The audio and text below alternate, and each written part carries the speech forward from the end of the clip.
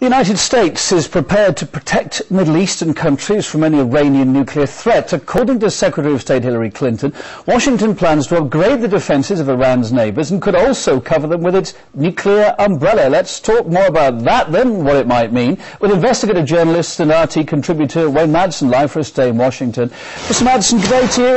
Now, we're talking about a nuclear umbrella there, implying a promise to protect certain countries from a nuclear strike, nothing more. Do you think Iran's neighbours would find that sort of promise adequate?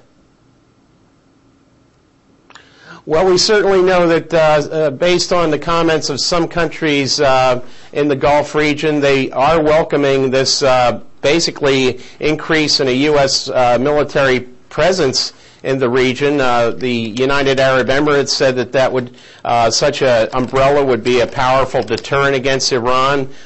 We've seen some support for this proposal from other countries as well. But this goes in conflict with proposals to turn the Middle East into a nuclear-free zone. So the Hillary Clinton proposal certainly seems to be ratcheting up things in the Middle East rather than tamping things down. Now, Hillary Clinton also said that the U.S. would, quote, upgrade the defences of its partners in the Middle East. Now, what are we talking about there? What's your view on that? What might it include? Well, I think one of the fears is that at a time when many people in the progressive movement here in the United States want to see the U.S. Withdraw its military forces from the region, this could serve as a justification for continued U.S. bases in countries like Iraq and Afghanistan, which border on the west and the east. Iran, certainly we have bases already in the Gulf. We may see additional military bases in the Gulf with this Clinton proposal. And would that further inflame already high tensions in the region then?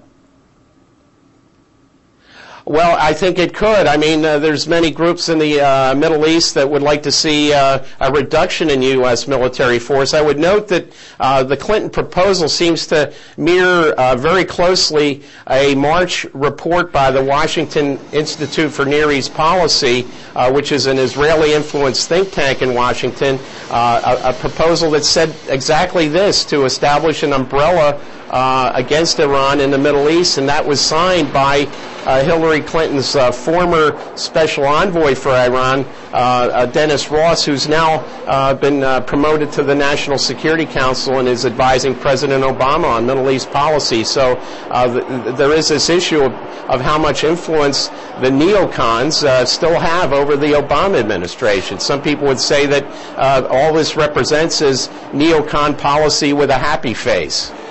Well, this statement, of course, coming right after the presidential election in Iran, with power there for the time being, as it seems remaining in the same hands. Do you think it's any sign that the U.S. may have given up its talk with Iran about the nuclear program?